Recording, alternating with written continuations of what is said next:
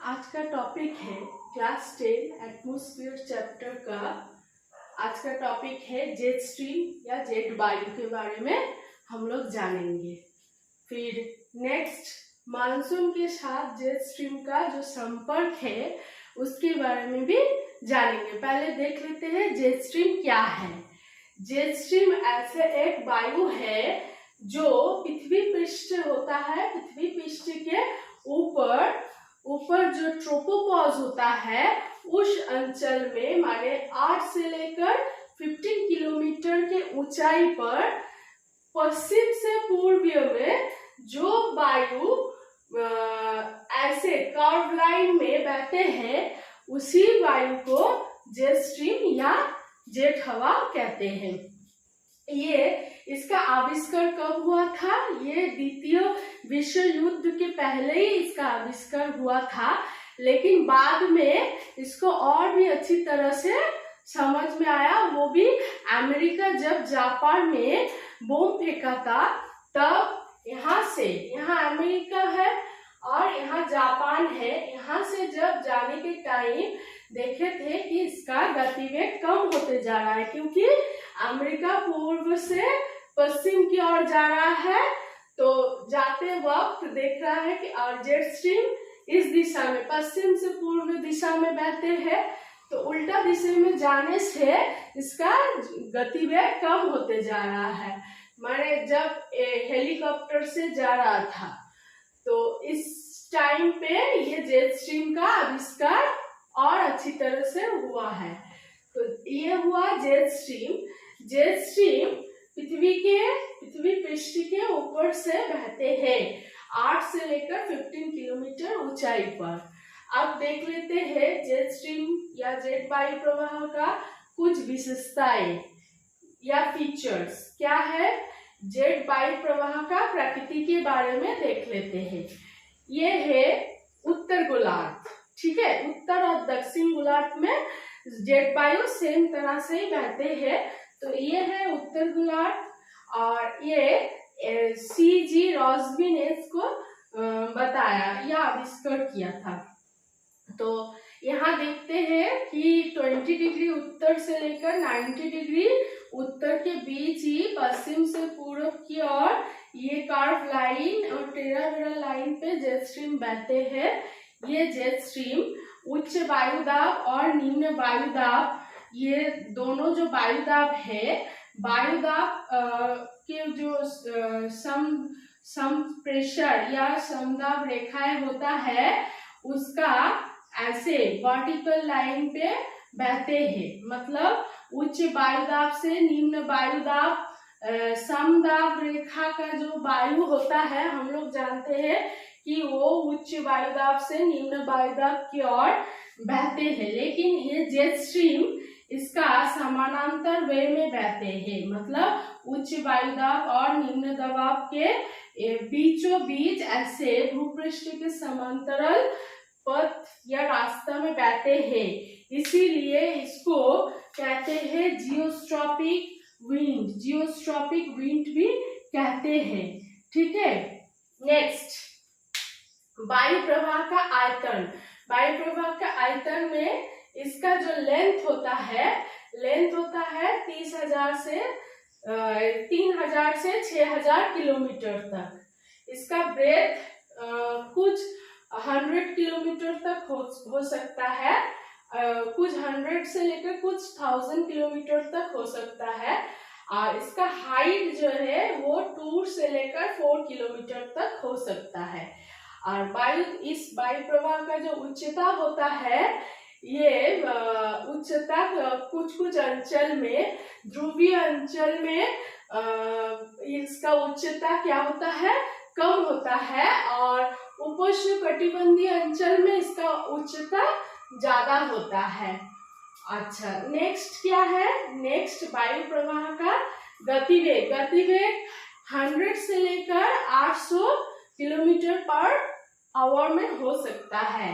अच्छा, वायु प्रवाह का जो दिक होता है, पहले ही देखा था कि वायु प्रवाह पश्चिम से पूर्वी दिशा में बहते हैं। सिर्फ एक ही जेट स्ट्रीम, बाद में देखेंगे जेट स्ट्रीम कितने प्रकार का होता है।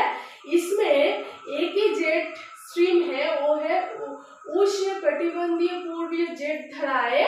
ये एकमात्र पूर्व दिशा से पश्चिम दिशा तक बहते हैं। बाकी जितना जेट धाराएं है वो पश्चिम से पूर्व दिशा में बहते हैं।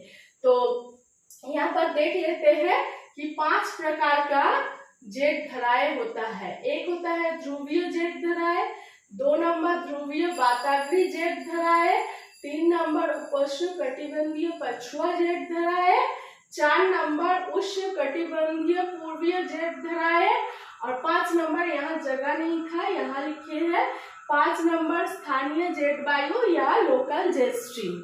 ये हो गया जेट धाराएं का प्रकार। आप देखेंगे मानसून के साथ जेट स्ट्रीम का जो संपर्क होता है उसके बारे में जानेंगे। तो यहाँ पर जितना जेट धाराएं है इसमें ये जो है उष्णकटिबंधीय पूर्वीय जेट धाराएं, ये इसके साथ ही मानसून का संपर्क बहुत ज्यादा होता है। तो देख लेते हैं कि इंडिया क्रांतीय, इंडिया ट्रॉपिकल अंचल में, माने इंडिया कहाँ पर होता है, क्रांतीय अंचल या उष्णकटिबंधीय के ऊपर उपोष्णकटिबंधीय अंचल में अवस्थित है, क्रांतीय अंचल में। तो इंडिया इस जगह में 2 डेट होता है, एक होता है 21 जून और दूसरा होता है 22 दिसंबर। ये जो 2 डेट है, 21 जून को क्या होता है, यहाँ पर जो पेटिया होता है वो उत्तर में शिफ्ट हो जाता है, मतलब उत्तरायण होता है। उत्तरायण होने की वजह से ये जो 21 जून सब पेटिया उत्तर में चला जाता है, तब होता है गर्म काल।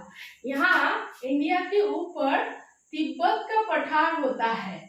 इस जगह में क्या होता है, ये उत्तर में जाने के लिए यह पेटिया इस जगह में तब ITCZ मतलब भूमध्य रेखीय अंचल में जो इंटर ट्रॉपिकल कन्वर्जेंस जोन्स होता है वो शिफ्ट होके चला जाता है। तो यहाँ सूरज लंबवत किरणें देने के कारण यहाँ बहुत ही गर्म हो जाता है। गर्म होने के बाद क्या होता है, यहाँ से जो ध्रुवीय वाताग्रीय जेट धाराएं है, ये क्या होता है, ये और उत्तर में चला जाता है। तब क्या होता है, ये जो उपोष्णकटिबंधीय पूर्वीय जेट धाराएं है ये यहाँ से बह के इंडिया के अंदर चला आता है। तो ये होता है, यहाँ उष्णता अधिक होने के कारण यहाँ लो प्रेशर होता है। तब क्या होता है, यहाँ से ठंडा जलीय वाष्पपूर्ण वायु क्या होता है, यहाँ लो प्रेशर की ओर जाता है। जाने से क्या होता है, यहाँ बादल बनता है, बादल से बारिश होता है। मतलब यहाँ दक्षिण पश्चिम मौसमी वायु ऊपर जाकर धक्का लग के यहाँ बारिश होता है। ये जगह जितना गर्म होगा, हाई प्रेशर बेल्ट से लो प्रेशर की तरफ हवा जाके ठंडा होके बारिश होता है। तो ये जो है उष्णकटिबंधीय पूर्वीय जेट धाराएं, ये इस जगह में आते हैं और ये जगह अत्यधिक गर्म हो जाता है, तब लो प्रेशर होता है। यहाँ का ठंडा हवा यहाँ जाके ये गर्म जगह में हाई प्रेशर से हवा जाके क्या करते हैं, कंडेंसेशन करके संघनन प्रक्रिया में बारिश करते हैं। इसीलिए ये जो जेट धारा है इसके साथ मानसून या मौसमी वायु से बहुत ही संपर्क जुड़ा हुआ है। तो आज का क्लास में जेट वायु के बारे में और मानसून के साथ जेट स्ट्रीम का संपर्क के बारे में डिस्कस किया गया है। ओके।